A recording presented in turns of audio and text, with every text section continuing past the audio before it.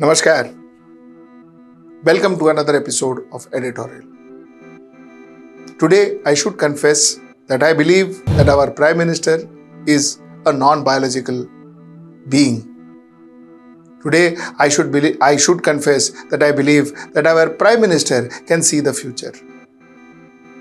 And that is precisely why our Prime Minister gave the Disruptor of the Year award to Mr. Ranveer Allahbadia, the YouTuber, in the National Creators Award. Disruptor of the Year. How correct he could be. Let's talk about that. Let's get right into the show. Now, I don't think I need to speak to any one of you, or I need to talk about Ranveer Allahbadia to any one of you. All of you all may be knowing him, I'm sure. Very famous, very popular YouTube content creator. Now, this content creator is a 30-year-old man, young man.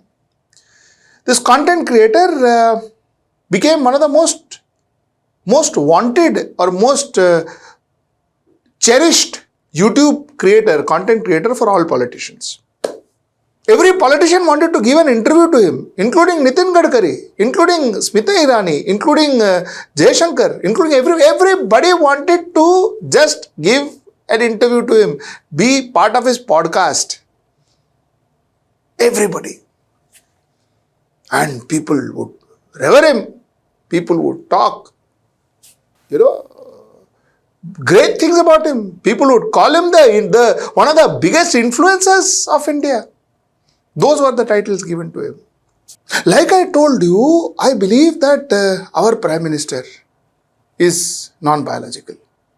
Why? Because our Prime Minister gave him an award last year as the best disruptor in the National Creators Award.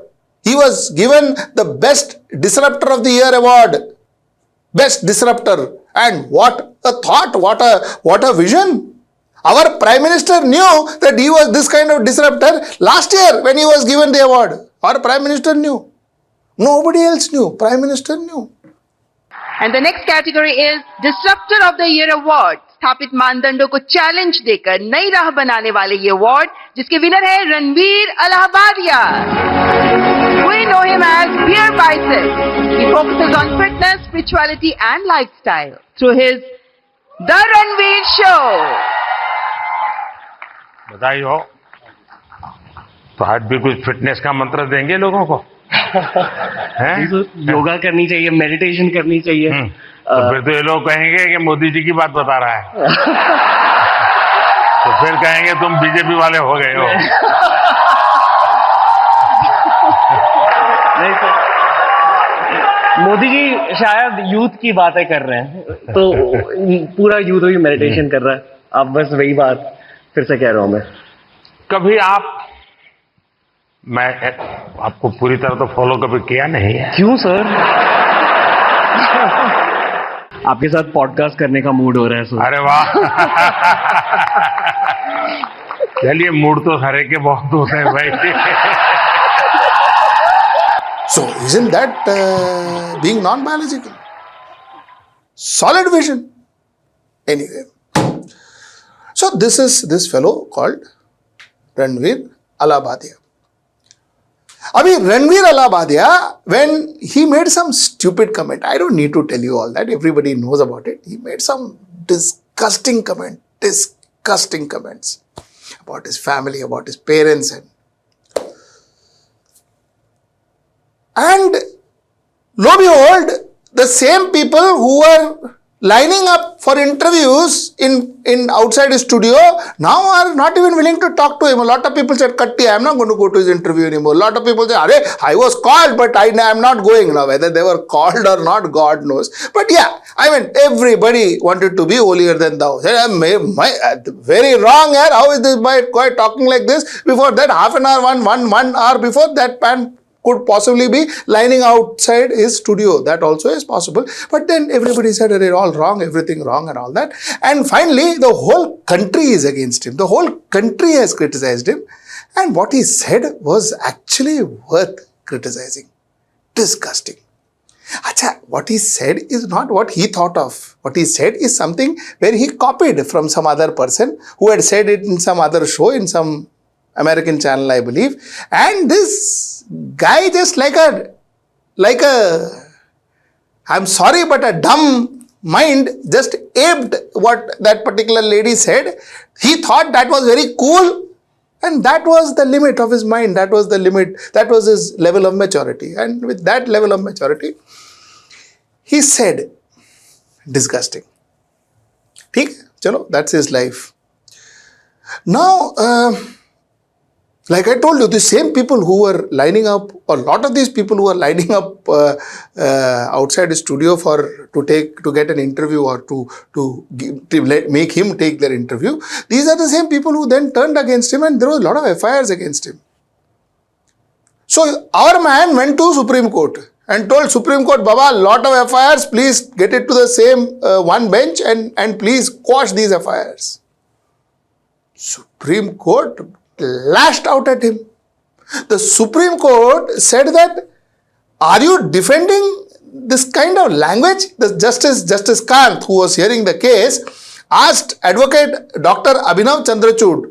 Dr. Abhinav Chandrachud is incidentally Justice D.Y. Chandrachud's son. He asked Dr. Abhinav Chandrachud, are you justifying this kind of language? The court asked.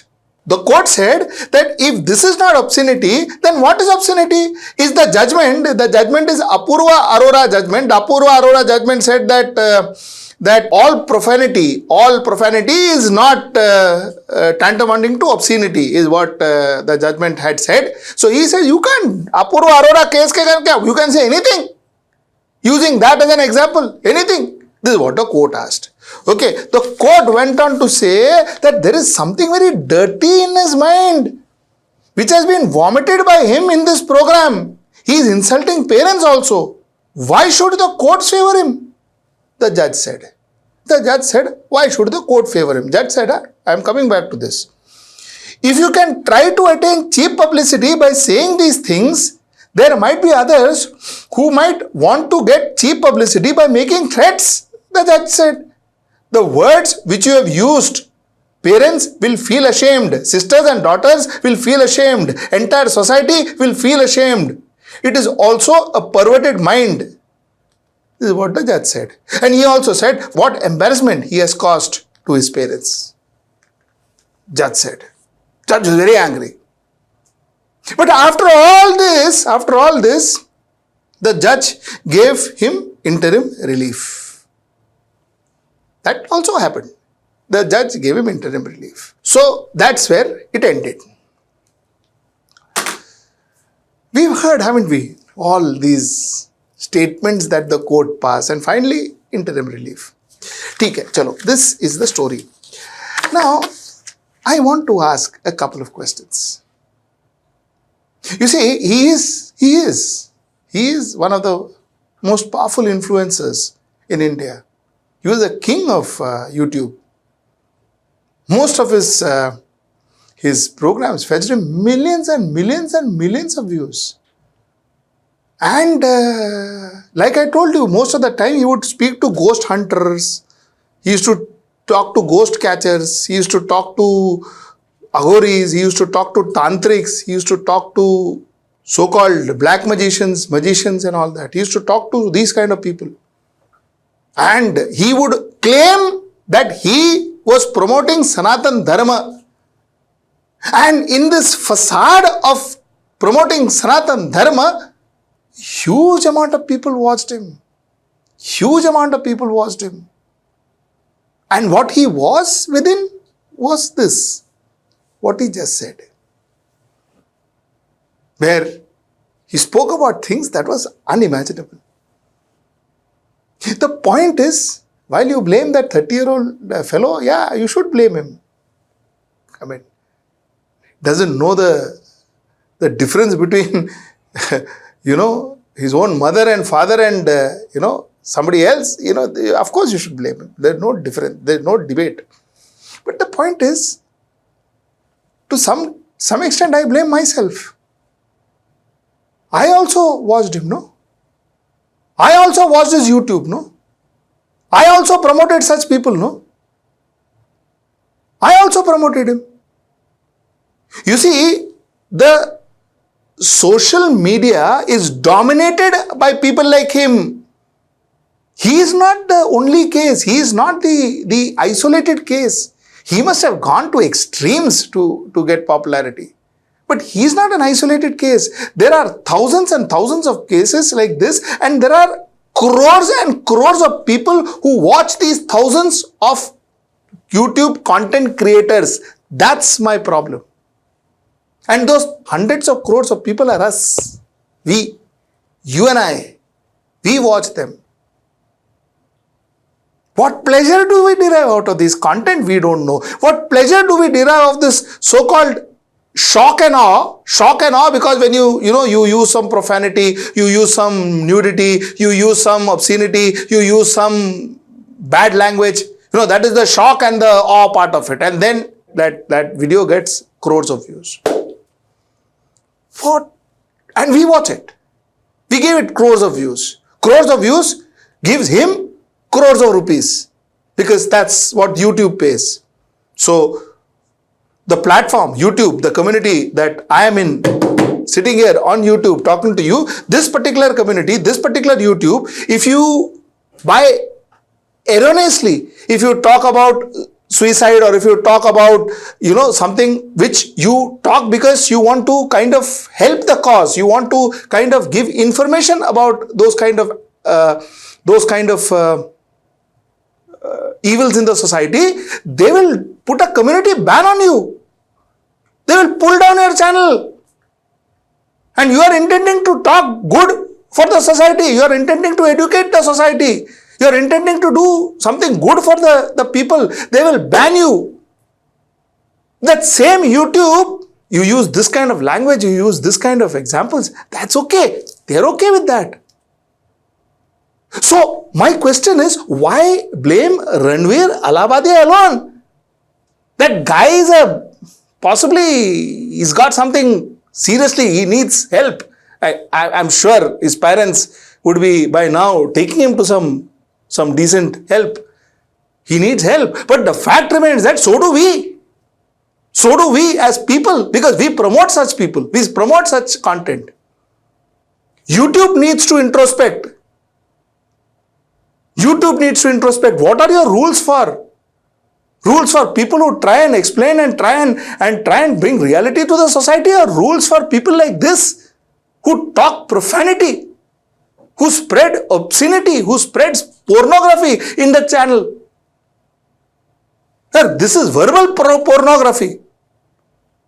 That's okay. And lastly, I have heard a lot of these anchors, television anchors, trying and talking about Ranveer Allahbadia. What Ranveer Allahbadia did is unforgivable. He is the dumbest thing that he did. But what are you doing? What kind of message are you spreading? These anchors who are abusing Ranveer Allahbadia, let me ask you, what message are you spreading? Hindu-Muslim? Hatred? Divisive? This is what you are spreading? You speak about social media being irresponsible. Are mainland media, are they responsible? Show me one mainland media. Write down in your comment box below. Write down in your comment box below. Show me one mainland media which you think is responsible and has been responsible. Show me one mainland media. So, well, before you say holier than thou, take a step back, introspect what you've been doing, and then talk. Finally, you see, to my mind, and I'm not a lawyer, but as a layman, there is a criminal element in what Mr. Allahbadia had said in his video. You see, over and above speaking about whatever crap he spoke about, which I don't want to repeat, and I will not repeat. He also spoke about paying that contestant who was standing or who they were roasting. I don't understand this format. I don't know what the format. I have not seen the program. And before I saw that damn thing got pulled down. So I think there's a guy who stands and they roast him and all of that. And when they were roasting him, this person called Ranveer Allahbadia made a statement, I'm told, where he said that, you see, you perform some act on me, I will pay you, which is act of sexual nature. You perform that act on me and I will pay you money. Now that is soliciting sex. That is a criminal offense to the best of my knowledge. If I go out and say that you do a sexual favor for me and in lieu of which I will offer you money, that becomes a crime to the best of my knowledge. Why is that not been highlighted anywhere? Why is that not highlighted anywhere? And why is that brushed under the carpet? Think about it. That too need to be spoken about. But that said, while stupid man, but in a way, we are all responsible in some form or another. Till I see you next time, that is tomorrow at 10. Namaskar. Stay ahead with our cutting-edge news app. Instantly access the latest shorts in just 1 minute and breaking news in just 50 words. Download now for a smarter, faster news experience.